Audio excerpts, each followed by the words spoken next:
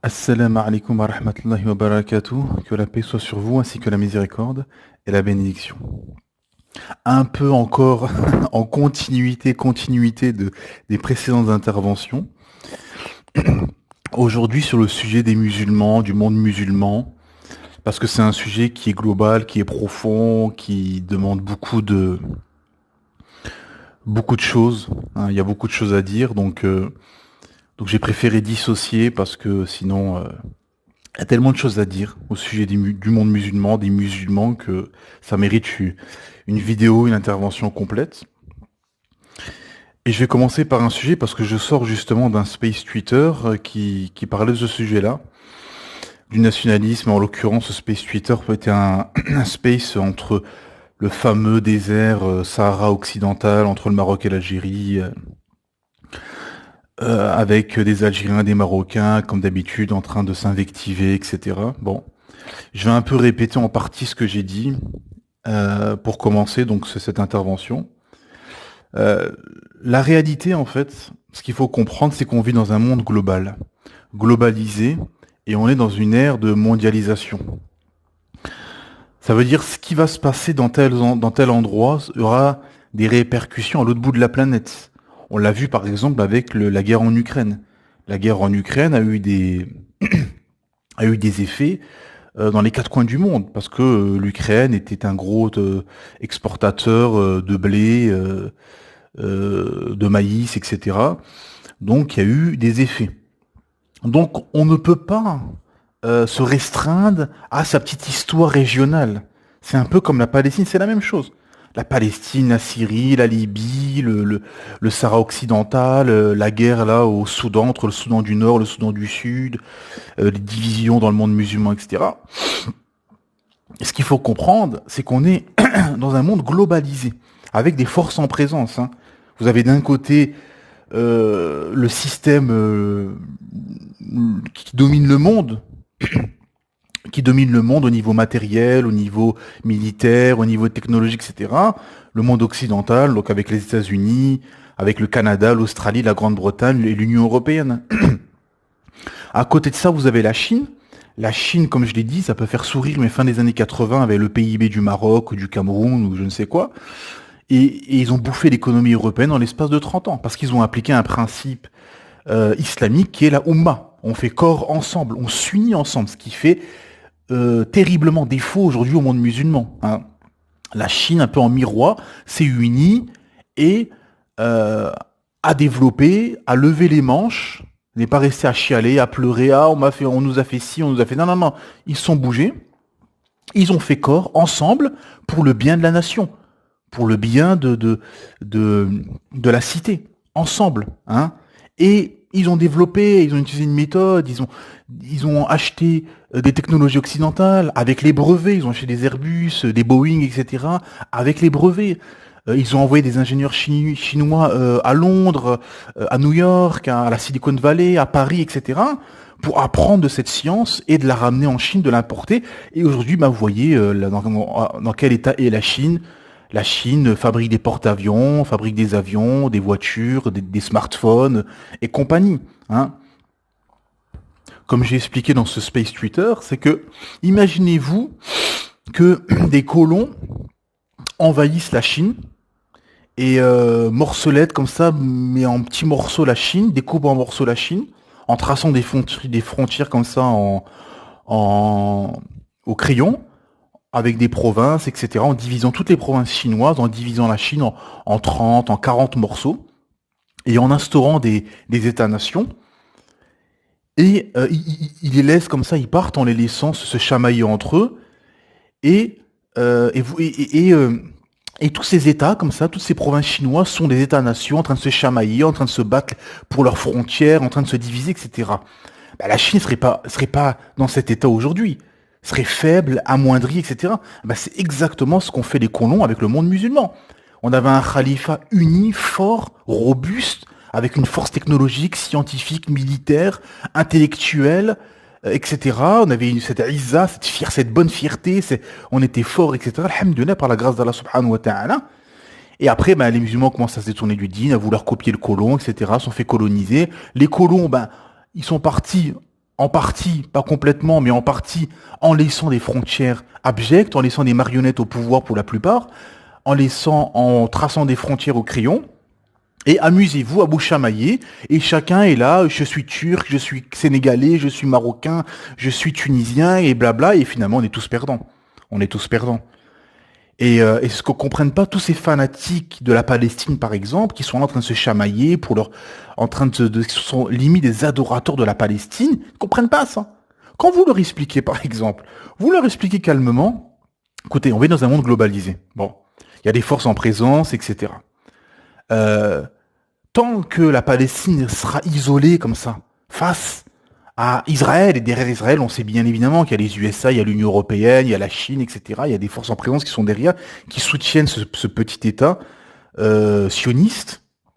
Eh ben, tu pourras rien faire. Et tant que toi, tu seras délaissé et divisé. La seule solution, c'est de s'unir. De s'unir avec un dirigeant, un commandeur des croyants, et on s'en fout quel est ce dirigeant, comme j'expliquais dans ce space. Que ce soit, comme il a dit le prophète Mohammed sallallahu alayhi wa sallam, même obéissez à votre gouverneur, même si c'est un ancien esclave abyssin noir. Subhanallah azim. On met au pouvoir, on s'en fout qui est dirigeant, qu'il soit un Turc, un Saoudien, un Marocain, un Algérien, un ancien esclave mauritanien, peu importe tant qu'il est droit, tant qu'il est juste, et tant qu'il applique la loi d'Allah subhanahu wa ta'ala, la justice sociale. C'est ça qui compte. Et en enlevant ces frontières abjectes, en s'unissant avec une force économique, industrielle, militaire, intellectuelle, là on sera fort, là on sera robuste, et là on aura un poids dans l'échiquier mondial. Mais tant que ceci ne se fera pas, on sera faible, et les hyènes, qui sont l'UE, les USA, l'URSS, continueront inéluctablement de bouffer les anciennes provinces du Khalifa. Et quand vous expliquez ça aux Palestiniens, ils comprennent pas ça. Ils comprennent pas. Je dis non, il faut aller, faut boycotter, il faut manifester, il faut se rassembler, il faut aller mettre la pression aux instances mondiales. Mais qu'est-ce qu'ils en ont à faire, ces instances mondiales? Ils sont tous des pantins, des corrompus, des pervers, ils sont tous des intérêts les uns les autres. Ce sont les mêmes. Comment dire, ceux qui dirigent ces instances mondiales, qui condamnent tel pays, qui mettent une amende à tel pays, etc., etc. Ce sont derrière les États-nations et les ex-empires coloniaux qui sont derrière tout ça. Donc eux, ils sont juste là avec les intérêts, tout simplement. Dans l'échiquier mondial, dans la géopolitique, il n'y a pas d'ennemis, il n'y a pas d'amis, il n'y a que des intérêts. Il n'y a que des intérêts. Tel pays était un allié, aujourd'hui c'est un ennemi. Tel pays est un ennemi, aujourd'hui c'est un allié. On le voit pas avec Bachar. C'était boycotté par tout le monde, bah maintenant il commence à devenir fréquentable. Poutine, bah il était pas fréquentable. Ensuite, il est redevenu fréquentable et maintenant avec la guerre en Ukraine, il est redevenu pas fréquentable. Ainsi de suite. C'est que des intérêts, de la géopolitique. C'est un échiquier mondial. Chacun avance ses pions, recule ses pions, etc. C'est simple à comprendre pourtant. Hein. Un enfant de 10 ans, tu lui expliques ça en 10 minutes, il a compris ça. Mais vous avez des gens, voilà, ces fanatiques de la Palestine, par exemple, ils vous font un space Twitter tous les 4 matins. Ouais, libérer, boycotter, etc. Comme disait un da'i, un prédicateur, un alim, il disait vous croyez que vous allez libérer la Palestine en allant danser le zouk dans les rues de Paris, en dansant comme ça, mixité, les femmes pas voilées, les gens ils font pas les prières à l'heure, etc. Et en faisant de la musique, etc. Vous croyez que c'est comme ça que vous allez libérer la Palestine? La hawla wa la quwwata illa billah. Et le prophète Mohammed sallallahu alayhi wa sallam nous a prévenu de ça. Il nous a dit qu'il y aurait une humiliation qui s'abattra sur vous, et cette humiliation ne sera pas retirée tant que vous ne reviendrez pas à votre religion. Et l'autre fameux hadith où ils vont venir autour de vous comme on va autour d'un plat, tout simplement. Et c'est ce qui se passe. Et le prophète il a expliqué pourquoi. Parce que vous serez faible, vous serez divisé, vous aurez l'amour de ce bas monde, vous aurez la détestation de la mort, etc. Tout simplement. Donc ça sert à rien de venir chialer, pleurer. On le sait, ce qu'il faut faire, c'est revenir à Allah subhanahu wa ta'ala, se repentir, se décoloniser mentalement, se dénationaliser mentalement. Hein, là, quand j'écoutais ce space avec tous les Marocains et les Algériens qui chamaillaient, blabla, pour une frontière qui a été tracée par l'ex-colon, mais quelle humiliation. Et les choses, voilà, se regardent de façon globale. La globalité, c'est que le monde musulman, pour exister dans l'échiquier mondial et pour avoir un poids et pour être sérieux, c'est s'unir, enlever ses frontières abjectes, mettre un ou plusieurs dirigeants qui ont la même, qui ont la même vision, avec la loi d'Allah subhanahu wa ta'ala. Et là, il y aura la baraka. Et là, on aura une force économique. Parce que il y a de quoi faire dans le monde musulman. Il y a du pétrole, il y a du gaz, il y a du fer, il y a de l'or, il y a de l'armée, il y a des intellectuels, il y a des savants, il y a tout ce qu'il faut, alhamdulillah. Il faut juste s'unir, se réveiller, se décoloniser mentalement, se dénationaliser. Et là, on pourra être sérieux. Mais pas autrement. Tant qu'on restera des pâles copies des démocraties occidentales, donc le monde musulman seront divisés en États-nations avec des pâles copies des démocraties occidentales, ben rien ne changera. Et vous pourrez débattre, le Sahara occidental, la frontière marocaine-algérienne, la frontière Soudan du Sud, Soudan du Nord, la Palestine, la Libye, la Syrie. Oui, les hyènes profiteront de la faiblesse du monde musulman et continueront inéluctablement de bouffer les anciennes provinces du califat. Tout simplement. Et beaucoup de gens ne comprennent pas ça. Beaucoup de musulmans ne comprennent pas ça. Ils sont en bug, en erreur 404. Ils se disent, oh non, il faut aller mettre la pression, il faut boycotter, il faut manifester. Avec les outils du système, en fait. Le système donne des outils aux gens, à la masse, et les gens croient que ces outils-là permettent de faire quelque chose. C'est comme si à ton enfant, tu lui donnes vous savez, des petits jouets, là, les dinettes, les vaisselles en plastique, les outils. Les outils, vous savez que ceux qui ont des enfants, ils savent ça. Vous pouvez acheter des faux outils en plastique, des tournevis, des vis, des marteaux, etc. en plastoc pour faire croire à l'enfant qui va bricoler, etc. Mais en fait, c'est juste du plastique. Bah là, c'est exactement pareil, en fait. Le système donne des outils aux masses. C'est un peu pareil de façon générale avec les grèves, les manifs en France, les Français, les Occidentaux qui manifestent pour des droits, etc. Le système donne des outils, manifestations, grèves, rassemblements, etc. Mais qui sont du vent, en fait, sont des coups d'épée dans l'eau pour faire croire aux masses. C'est pour ça que maintenant ça commence à basculer dans la violence, parce que les gens se disent, bah, ça, on manifeste, on se rassemble, ça change rien, en fait. C'est juste du blabla, quoi. C'est cause toujours, en gros. Donc c'est pour ça que la violence commence à arriver de plus en plus, et y arrivera de plus en plus dans les années à venir par rapport à ça. Parce que les gens commencent à comprendre, en fait, c'est de l'arnaque. On nous prend pour des enfants. Et là, c'est pareil. Tous ces musulmans-là, biberonnés à SOS racisme, gauchisme, etc., qui disent, ah non, il faut boycotter tel produit, il faut se rassembler, blablabla. Non, il faut revenir à Allah subhanahu wa ta'ala, tout simplement. Tout simplement. Un autre sujet aussi, pareil, c'est-à-dire, si on n'est pas dans le réel, si on n'est pas dans le contexte, ça va être problématique et compliqué. Par exemple, vous savez, parfois, en France, par exemple, dans telle mosquée, vous avez un imam, mashallah, il donne des cours de Siyar Nabawiya, de Tafsir, de As-Sawasifat, les noms et attributs d'Allah Ta'ala. Il donne des explications de din, il explique les bases de la prière, les piliers de la prière, les annulatifs de l'islam, les piliers, l'explication de l'odo, comment faire les ablutions, etc., etc.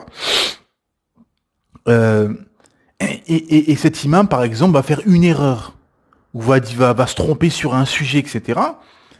Là, vous avez des frères qui vont dire non, non, il faut le boycotter, il faut plus aller le voir, etc. Mais c'est le seul imam dans la ville. C'est-à-dire qu'en fait, on n'est pas dans un pays musulman avec des savants, des imams, un ministère religieux, où c'est organisé, où il y a de quoi faire. Autour de toi, par exemple, dans le quartier où tu habites, dans un pays musulman, autour de toi, tu as 4 mosquées. Bon, t'as l'imam là, c'est un imam qui est dans la bid'a, dans l'innovation. T'as l'imam là, c'est un soufi, je ne sais quoi. Tel imam, il a quelques ambiguïtés. Et celui-là, mashallah, il a une aqida saine, il a un dogme sain. Alhamdulillah. Ok, t'as le choix. Mais là, les personnes sont coincées. C'est comme on a posé la question, par exemple, à Cheikh Ali Moussa, un savant égyptien, par rapport à la tazkiya. La tazkiya, vous savez, la recommandation de savant. Bon. Et des élèves lui ont posé la question, voilà, en France, en Europe, il y a des gens qui parlent d'islam, mais qui n'ont pas de tazkiya, qui n'ont pas de recommandation de grands savants, qui n'ont pas étudié auprès de grands savants connus mondialement. Et regardez la réponse de ce savant, comment elle est subtile, parce que quand vous écoutez les savants, ils voient loin, il y a de la profondeur, il y a de la sagesse, il y a de la subtilité. Ce savant, Cheikh Ali Moussa, hafidallah, il donne un exemple, il dit, imaginez-vous, vous êtes coincé dans le désert, vous êtes perdu dans le désert. Vous êtes assoiffé, etc. Bon. Et vous croisez un homme qui vous dit, je connais le chemin, mais je suis pas sûr à 100%, mais je connais plus ou moins le chemin pour sortir du désert, bon, pour retrouver les villes, etc. Et le shir, le frère, il a pas la personne, elle a pas de diplôme en géographie, etc. Et le shir, il dit, est-ce que vous allez le suivre ou pas? Bah, les élèves ont dit oui, bien sûr, on va le suivre. Ok. Et le cheikh, il dit, bah, ces gens là-haut, en terre de koufr, en terre non islamique, ils sont assoiffés de religion. Il y a rien. Il n'y a pas de dîne. Ils ont grandi sans langue arabe, sans cours, sans éducation islamique. Il n'y a pas de savants. Il y a quelques mosquées à gauche, à droite, quelques imams, etc. Si la personne, il y a du khayr, il y a du bien, elle connaît son dîn, etc. Alhamdulillah, elle enseigne. Pourquoi? On ne connaît pas tous les gens. C'est-à-dire qu'à un moment donné, il faut être dans le contexte, dans la réalité du contexte. Comme là, cet exemple avec le désert, tu n'es pas dans une ville avec des universités d'histoire, de géographie, avec des professeurs à tous les coins de rue qui peuvent t'expliquer la géographie parfaite, etc. Non, là, t'es coincé au milieu du désert. Bah, il donnait un peu comme sagesse, comme exemple, comme parabole, c'est un peu pareil, ces gens-là. Bien évidemment, on parle pas d'un imam qui est complètement égaré, qui a l'ombre d'égarements, de problèmes, de problématiques au niveau dogmatique, qui est dans l'innovation religieuse, etc. Bien évidemment, faut pas être naïf, on parle pas de ça. Mais, mais c'est-à-dire que s'il y a du bien dans cette personne, et qu'elle peut enseigner, apprendre aux gens, même si elle n'a pas de recommandation de grands savants, même si elle n'a pas une énorme science, comme disait Cheikh Rouhaili, Hafidhallah, il disait pareil, il disait que on connaît plein de, on connaît pas tout le monde. Il y a des gens qui ont de la science, qui ont appris comme ça, un peu de façon anarchique, dans des livres à gauche, à droite, auprès de quelques imams, quelques mosquées, etc. Bon, qui ont quand même des bases religieuses. Si on ferme la porte, et il a dit quoi? Il a dit, vous fermez une porte de bien. Si vous empêchez tout le monde de parler, tant qu'il n'a pas une recommandation, vous fermez une porte de bien, parce qu'il faut être dans le contexte. On sort souvent cette histoire avec l'imam Malik, pardon, l'imam Malik, rahimahullah, qui a eu l'autorisation de plus de 70 savants pour commencer à s'exprimer. Oui, bien sûr, c'est à l'époque des tabi'in, juste après l'époque du prophète sallam. On est à l'époque ce sont les élèves des sahaba. L'époque bénie, les savants sont partout, la science est florissante, bien évidemment, encore aujourd'hui. Encore aujourd'hui dans le monde musulman, faut un certain niveau, certains diplômes ou recommandations de savants pour commencer à prêcher dans une mosquée, etc. C'est tout à fait logique. Mais quand tu es dans un contexte non islamique, il faut bien évidemment être dans le contexte et pas fermer des portes de bien comme ça tout le temps, tout le temps, tout le temps, parce que la personne elle a dit une erreur ou je ne sais quoi. C'est comme cette histoire avec ce savant qui a dit une erreur, qui s'est trompé une fois et tous ses élèves ont commencé à plus l'écouter. Et et vous avez et vous avez un élève qui est parti continuer à prendre des cours de ce savant. Et ce savant lui a un peu comme ça interpellé. Il lui a dit mais pourquoi tu n'as pas fait comme tout le monde et tu n'as pas boycotté? Il avait fait une erreur où il avait péché, je ne sais plus c'est exactement cette histoire du savant, mais l'histoire l'histoire derrière la sagesse qui compte, c'est que cet élève a dit je viens prendre auprès de toi la science que tu as acquis, mais je sais que tu es un être humain et que tu vas faire des erreurs, tu vas te tromper, tu vas pécher, etc. Tout simplement. Bien évidemment, faut pas me faire dire ce que je n'ai pas dit.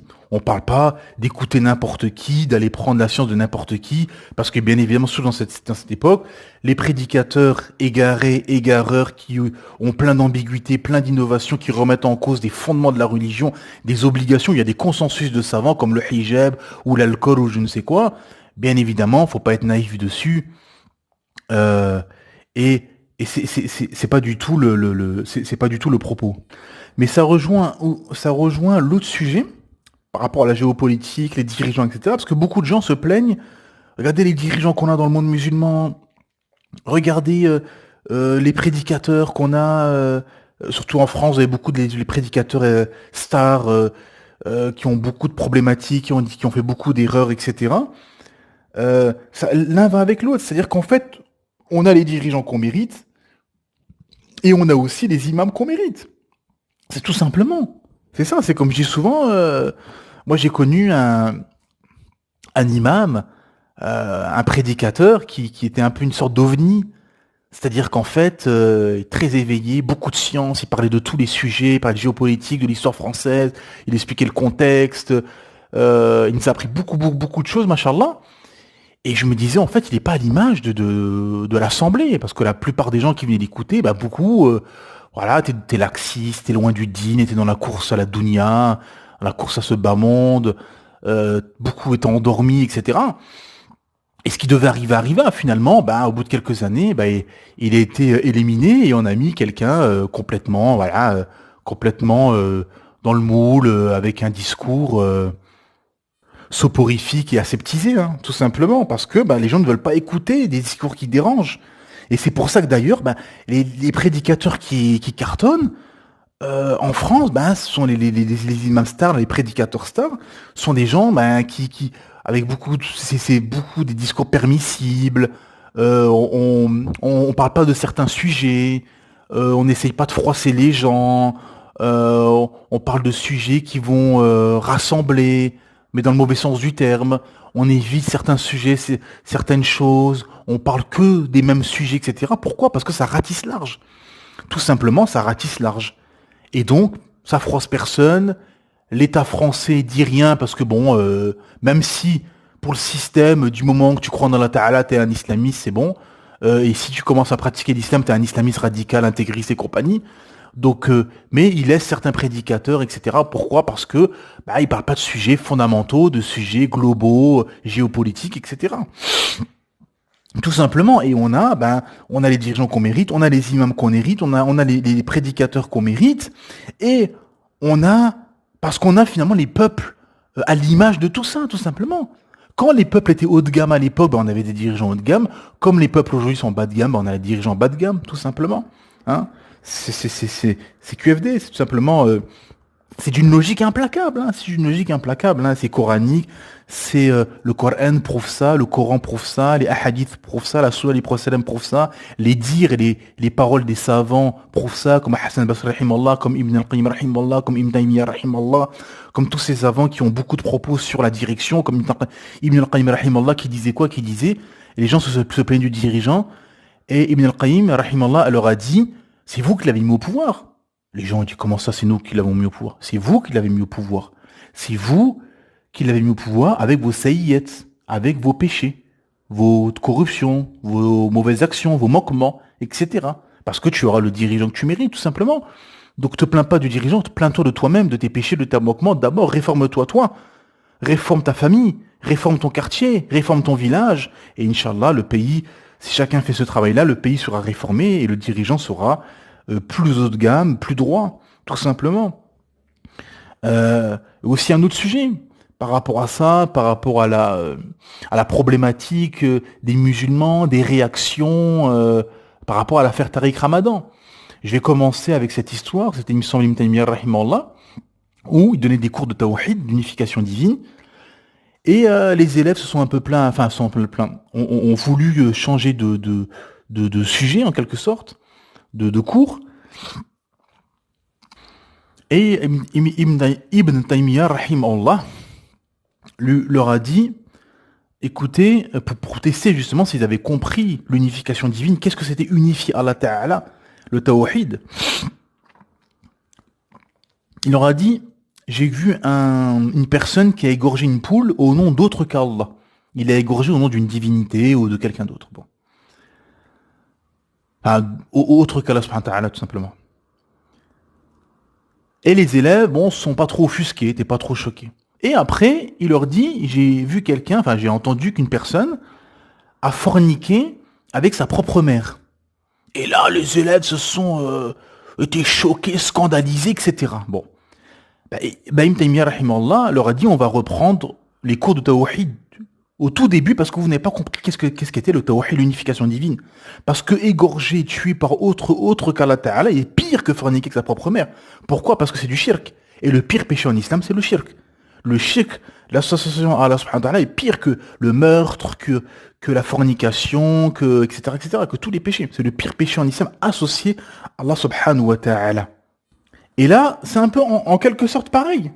L'affaire Tariq Ramadan. Avant qu'on apprenne toutes ces histoires, parce que vous savez, tout le monde a des dossiers sur tout le monde dans le système. Quand Trump arrive au pouvoir en 2016, des agents de la CIA rentrent dans son bureau à la Maison Blanche et lui disent, écoute, on a des dossiers sur toi, des histoires avec des femmes. Hein, parce que c'est comme ça souvent, parce que comme l'homme est faible, ça a toujours été, hein, de toute façon, hein, quand vous regardez dans toute l'histoire de l'humanité, pour tromper les hommes, les rois, les dirigeants, les gens pieux, etc., on a toujours envoyé des femmes, des prostituées pour les tromper. Parce que c'est ce qui fait plus pencher les hommes. Ouais, les hommes. Vous avez des royaumes, des empires qui se sont effondrés à cause comment dire, d'histoires de femmes, de tromperies, d'adultère, etc. Parce que l'homme est faible face à ça. C'est pour ça que le prophète Mohammed sallallahu alayhi wa sallam dit, je n'ai pas laissé une tentation plus forte derrière moi que la tentation des femmes.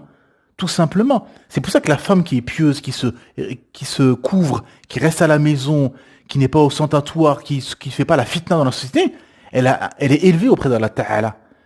Non, surtout dans cette époque, dans cette société où les femmes ont vendu leur âme au diable, ont vendu leur corps via la pornographie, via la prostitution, via toutes les femmes qui déboulent dans les rues, quand c'est l'été, etc., toutes nues, wallah iyadu billah, eh ben, ces femmes-là ont vendu leur corps et leur âme au diable.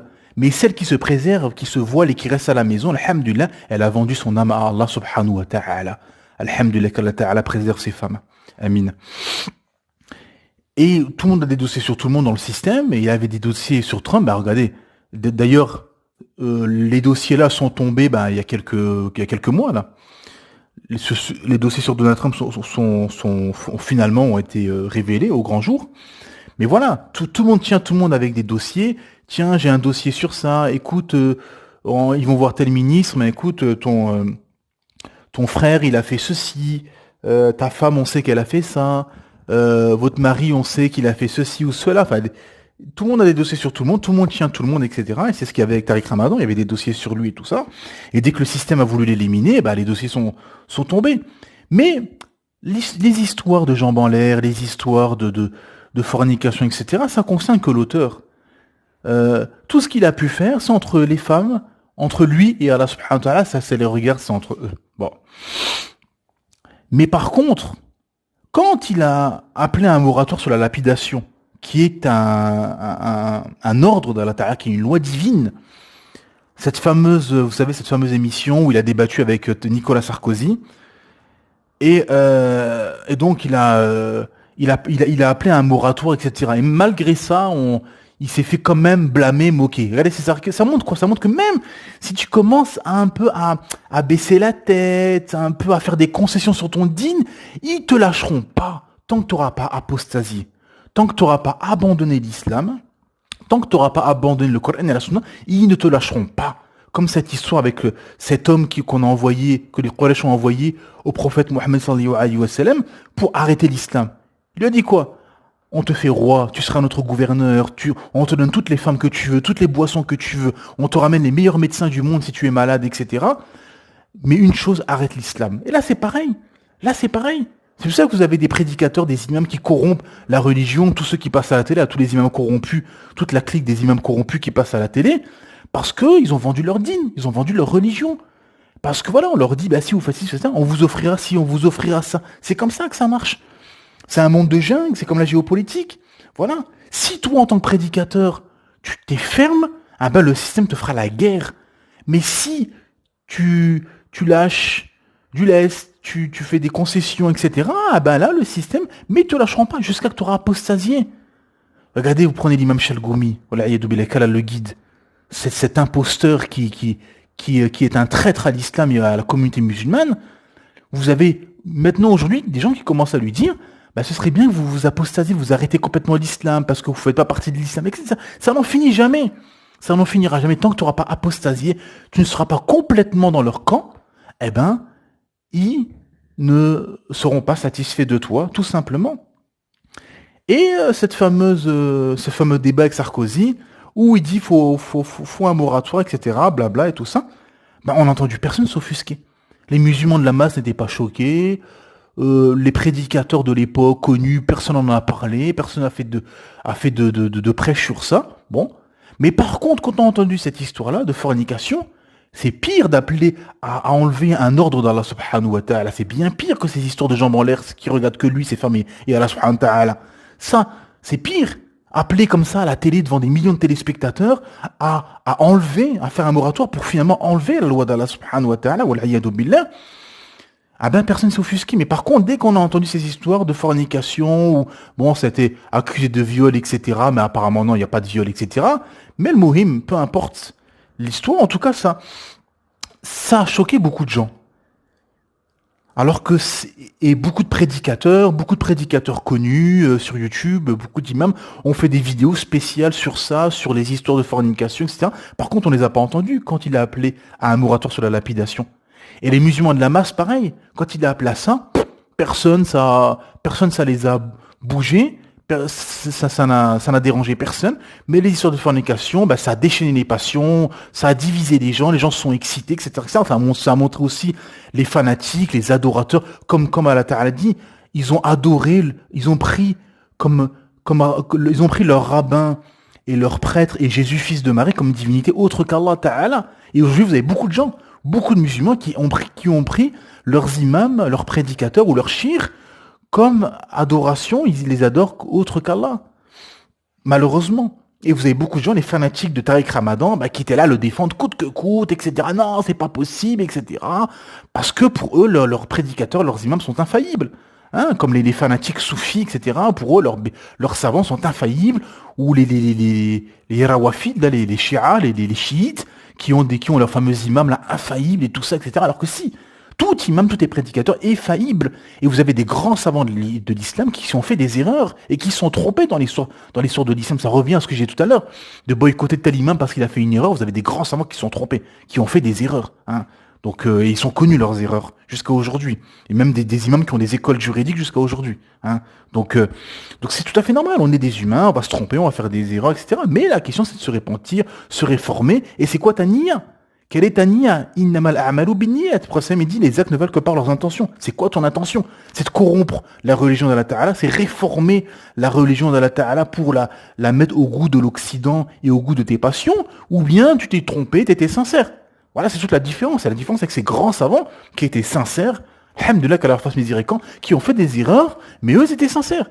Le savant, il aura deux récompenses. Il a juste et une récompense, même s'il se trompe.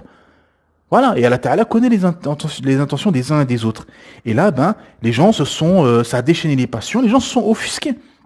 Alors que ce qui était plus grave, c'était le moratoire sur la lapidation. Mais ça montre l'état d'esprit de la communauté musulmane, où on va s'offusquer pour des choses qui sont secondaires, qui relèvent entre la personne et lui, mais pas sur la religion d'Allah Ta'ala. Et ça montre la jalousie.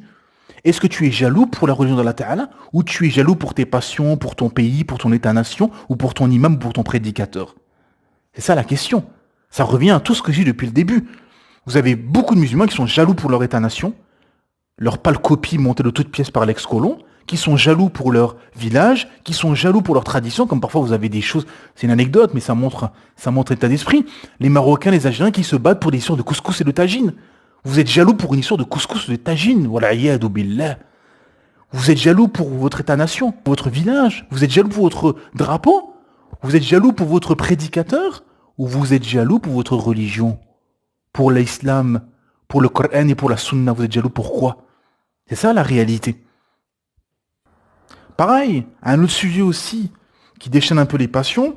Parce que vous savez, nous, on est dans le juste milieu. Le musulman, il doit être dans le juste milieu. Et dans le juste milieu, il y a la justice. C'est être juste. C'est la justice, tout simplement. Vous prenez les quartiers, tous ces jeunes dans les quartiers.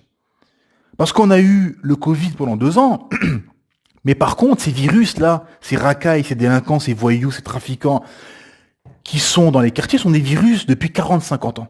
Ce sont des virus non-stop, qui font du mal aux musulmans et aux non-musulmans, qui font du mal à toute la société. Hein? Comme ce fameux hadith qui parle de la personne qui est ni bénéfique pour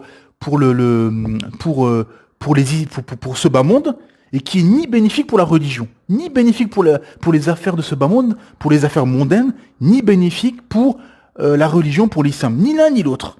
Et ces jeunes racailles sont bénéfiques pour ni l'un ni l'autre. Ils sont néfastes pour la société et néfastes pour la religion, parce que, comme j'ai expliqué plusieurs fois, ils renvoient à la religion indirectement parce que forcément le français moyen ne distingue pas entre musulmans, pas musulmans, apostats, pas apostats.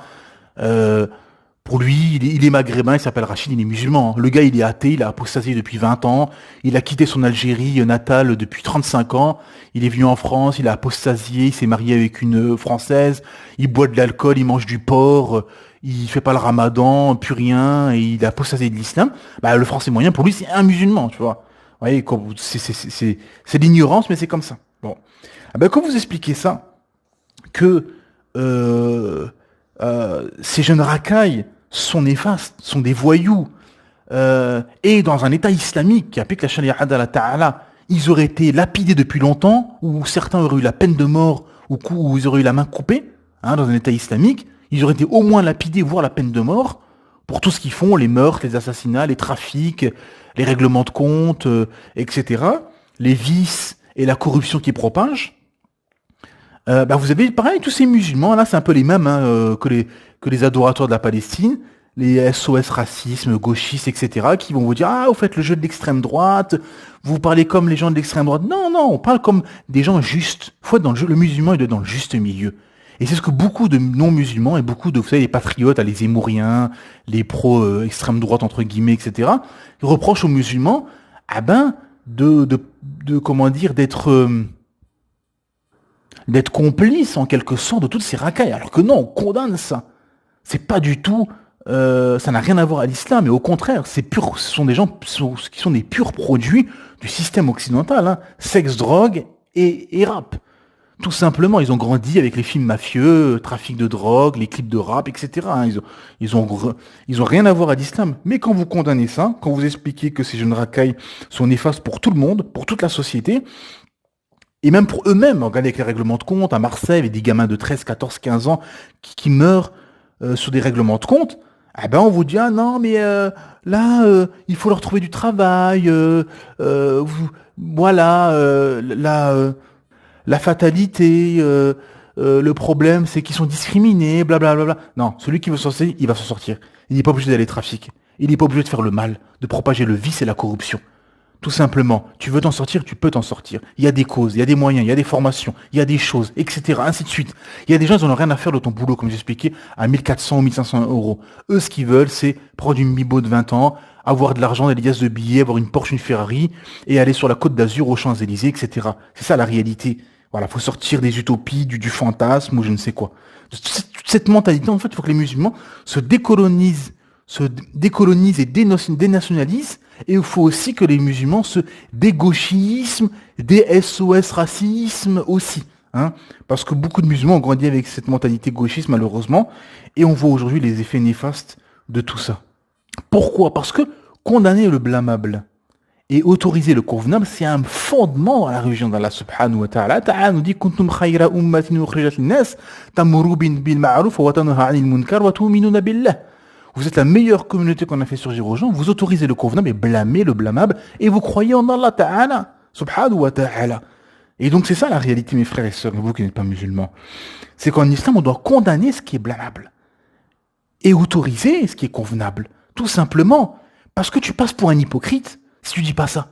Tu passes, comme je t'ai expliqué dans ce space-là, Twitter, c'est que, aujourd'hui, si toi, en tant qu'Algérien ou toi, en tant que Marocain, tu es musulman, vous êtes musulman, c'est parce qu'il y a eu des guerriers, des grands musulmans, des intellectuels, des penseurs, des savants, des guerriers et des hommes avec des grands H, et même des femmes avec des grands F, qui ont propagé la vérité via la science, via la justice, via l'honnêteté, via via le fait de toucher les cœurs. Ils ont, comme il disait un prédicateur, ils ont touché le cœur des gens avant de conquérir leur terre. Ils ont touché le cœur des gens, c'est ça la réalité. Via le commerce aussi, via la justice. Omar ibn Khattab, qui était le deuxième calife, il faisait le tour des souks, il faisait le tour des marchés, et il posait la question, est-ce que tu connais le fiqh al-buyou'? Est-ce que tu connais les règles de jurisprudence dans le commerce? Non. Ah ben sors de ton stand, va apprendre et après tu viens vendre. Pourquoi? Pour qu'il y ait de la justice, tout simplement. Il y a ce hadith que j'ai cité dans ce space qui est magistral et qui fait peur aussi. Le prophète Mohammed sallallahu alayhi wa sallam était avec des compagnons, il était au marché et il voulait acheter des épices. Et le prophète a remarqué que en bas, il y avait le paquet, au-dessus, il y avait des épices qui étaient secs, qui étaient fraîches et tout ça, et celles en dessous, elles étaient humides, parce qu'il y a eu la pluie ou je ne sais quoi. Et le prophète il dit à l'homme, pourquoi tu caches ceux qui sont mouillés? Et l'homme a dit, ah, pour vendre, quoi. En gros, pour que ce soit vendeur. Et le prophète, écoutez bien cette parole, écoutez bien ce hadith. Le prophète, il dit, ne fait pas partie de nous, des musulmans de la Oumma, celui qui triche avec nous. Ajib, c'est énorme, c'est étonnant ce hadith. Il ne fait pas partie de nous, celui qui triche avec nous. Et c'est logique d'ailleurs. Tu triches avec tes frères et tes sœurs. Et comme je disais, vous allez dans les marchés au bled, dans les pays musulmans, on s'en fout des pays, c'est pas le sujet. Dans beaucoup de pays musulmans, vous allez, et qu'est-ce que vous voyez? Dans les marchés, il n'y a pas de prix. Et quand vous posez la question, le prix, pour le Hollandais, c'est tel prix. Pour le Français, c'est tel prix. Pour le Marocain qui vient de France, c'est tel prix. Pour le Marocain du Maroc, par exemple, c'est tel prix. Ainsi de suite. On s'en fout, hein, c'est pas pour stigmatiser le Maroc ou tout, mais dans beaucoup de pays, c'est comme ça. Mais par exemple, donc dans dans dans les marchés, vous n'avez pas de prix. Et vous avez le prix à la tête du client. Et on passe pour des hypocrites, en fait. C'est ça la réalité. C'est que les musulmans qui font ça, ils passent pour des guignols, ils passent pour des hypocrites.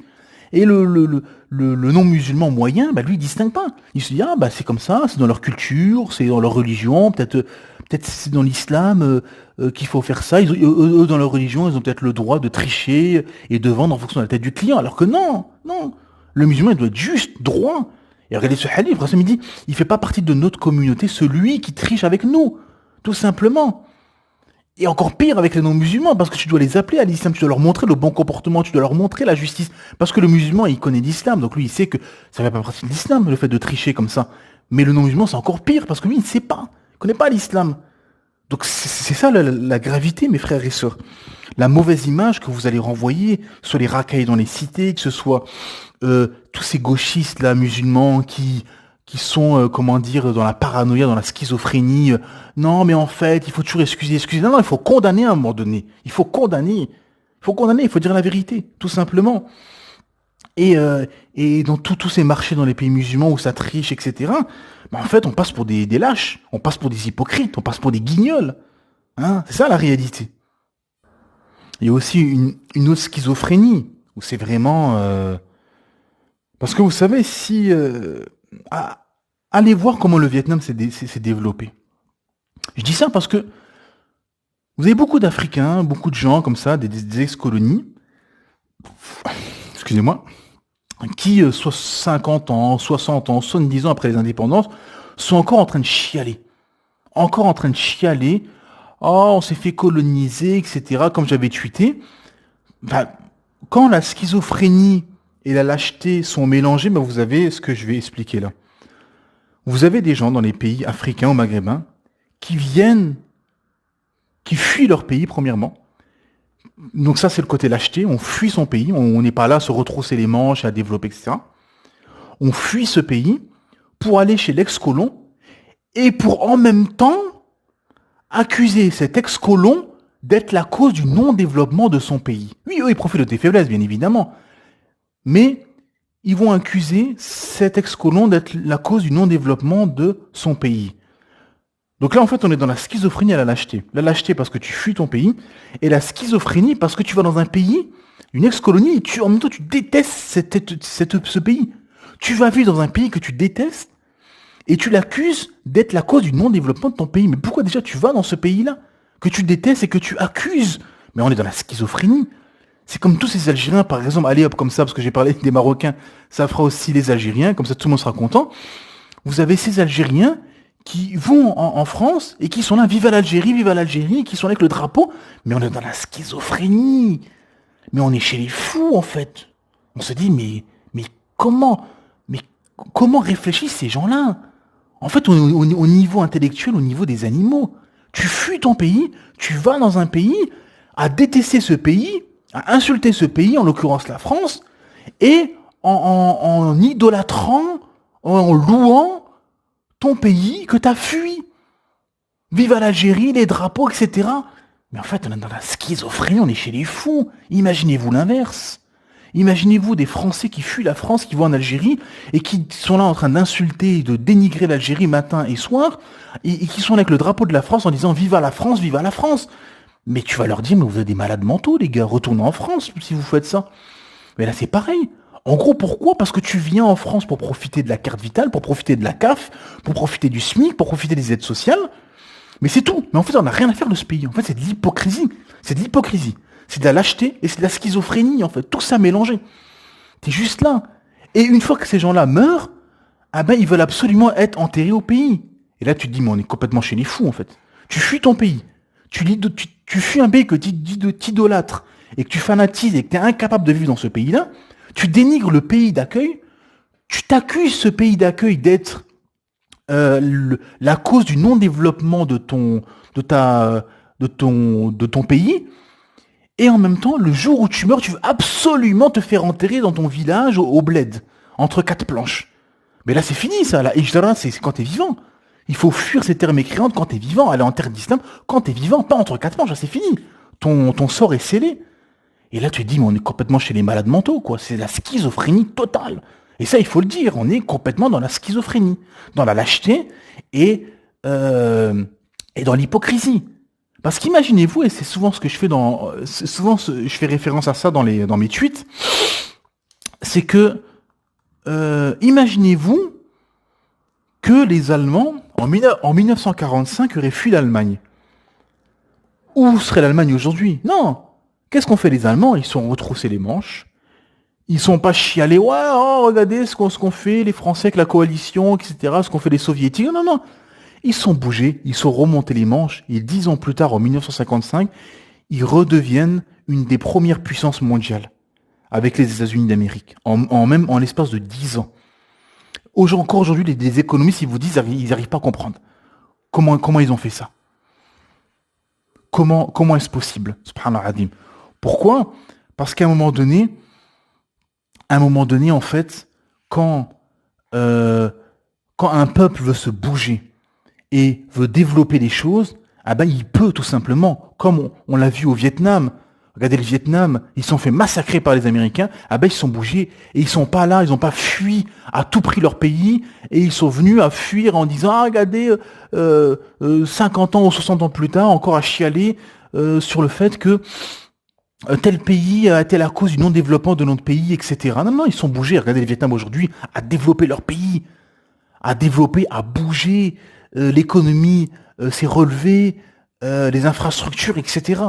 Hein, et les Allemands, pareil. Les Allemands aujourd'hui sont une des économies les plus florissantes au monde, avec des technologies qu'ils importent partout dans le monde, avec au niveau automobile qui font partie des meilleures voitures du monde, au niveau des boîtes de vitesse, au niveau des doubles embrayages automatiques, etc.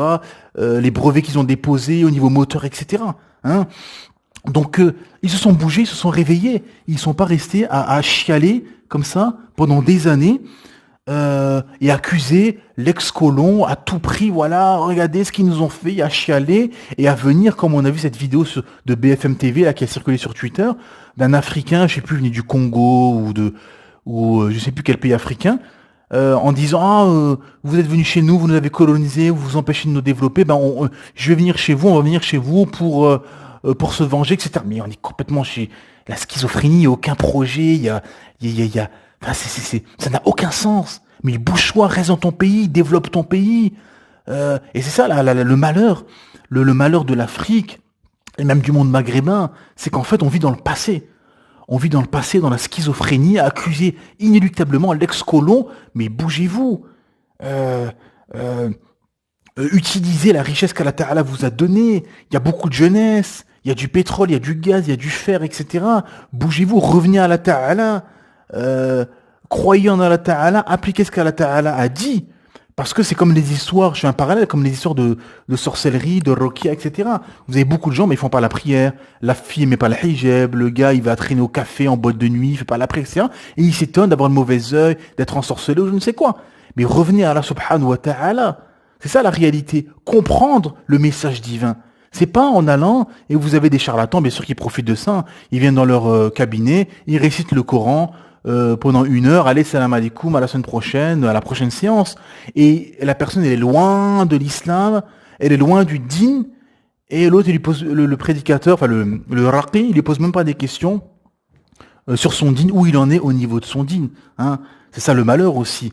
C'est que la réalité, c'est qu'en fait, beaucoup de gens, malheureusement, sont touchés par la sorcellerie, le mauvais exercice, parce qu'ils sont loin d'Allah subhanahu wa ta'ala. Et ils n'ont pas compris le message divin. Il faut comprendre le message. C'est pas en te récitant Baqara, Nisa, Yassine, Surat Al-Kahf, Surat Al-Mulk, etc., que les choses vont s'améliorer dans ta vie. Non, non, non. C'est comprendre le message divin, comprendre ce qu'Allah Ta'ala attend de nous et appliquer surtout. Et méditer. C'est ça la réalité. Et là, en fait, voilà, ben on est dans l'incantation, en accusant toujours l'ex-colon, euh, et en fuyant chez l'ex-colon, parce que la personne elle est colonisée mentalement, mais elle le sait pas, hein, c'est ça la réalité. Ce sont des gens, en fait, ils sont colonisés mentalement, c'est pour ça. Ils sont colonisés mentalement, et ils fuient comme une boussole qui est absolument, comme un aimant qui est absolument guidé vers l'Occident. Ils vont vers ces terres-là, et ils accusent l'ex-colon d'être la cause du non-développement de leur État-nation, de leur pâle copie d'État-nation occidental. Et en fait, on est chez les fous, chez les schizophrènes, chez les hypocrites, et rien ne change en fait, d'année en année, tout simplement pour ça. Parce que tant que tu te lèveras pas les manches, comme par exemple ont fait les Allemands, ils se sont bougés, ils se sont réveillés, et ils ont développé leur pays, ils n'ont pas fui leur pays, à accuser tel pays, ah c'est à cause de notre dictateur, Hitler, ah c'est à cause de tel État, ah c'est tel pays qui se sont alliés pour faire tomber l'Allemagne, etc. Non, non, non, ils sont pas restés bloqués sur ça. Alhamdulillah, ils ont bougé les choses, et Allah Ta'ala est juste. Si les gens veulent bouger les choses, veulent une justice sociale, Allah Ta'ala n'empêche pas ceci tout simplement parce que la justice est élevée en islam. La justice est élevée en islam, alhamdoulilah. Voilà ce qu'on pouvait dire. Il y a encore beaucoup de choses à dire, mais c'est déjà pas mal, alhamdoulilah, en espérant que ce soit profitable. Que les musulmans se réveillent, se décolonisent mentalement, se dénationalisent mentalement, sortent de cet esprit SOS racisme, gauchisme, etc. Soit factuel, soit analysent les choses de façon froide. Tout simplement, nos pays, s'ils sont pas développés, c'est la faute de nous-mêmes, de notre corruption. Ça commence au marché. Ça commence au marché où la personne, elle met des prix en fonction de la tête du client. Hein. Ça commence avec la corruption des uns et des autres, avec les pots de vin, ainsi de suite. Et tant qu'on ne condamnera pas, on n'expliquera pas que ces racailles dans les quartiers n'ont rien à voir à l'islam et qu'il faut condamner ceci, que dans un État islamique, ils auraient été lapidés, ils auraient été au moins lapidés, voire la peine de mort, ils auraient la main coupée pour tous leurs actes, on passera pour des hypocrites, hein, tout simplement. Voilà, donc il faut être clair, net et précis sur ce qu'est l'islam. L'islam, c'est la justice sociale. L'islam, c'est le tawhid, l'unification divine. C'est adorer Allah, pas adorer sa pâle copie, pas adorer son prédicateur qu'on chérit, pas adorer son État-nation, et être juste même avec soi-même, comme Allah Ta'ala dit, pour un peuple, ne fait pas en sorte que vous devenez injuste envers ce dernier. Hein. L'islam, c'est la justice totale. Et plus on propagera ça, pardon, plus les gens vont adhérer et les gens, alhamdoulilah, embrasseront l'islam par la grâce d'Allah subhanahu wa ta'ala, ou au moins ils auront une bonne image de l'islam dans le monde et une bonne image du monde musulman, le jour où on sera unis, fort avec un calife, avec une force, on aura un mot à dire dans le monde, dans l'échiquier mondial, on fera peur et on viendra pas bouffer nos provinces et on sera beaucoup plus sérieux et beaucoup plus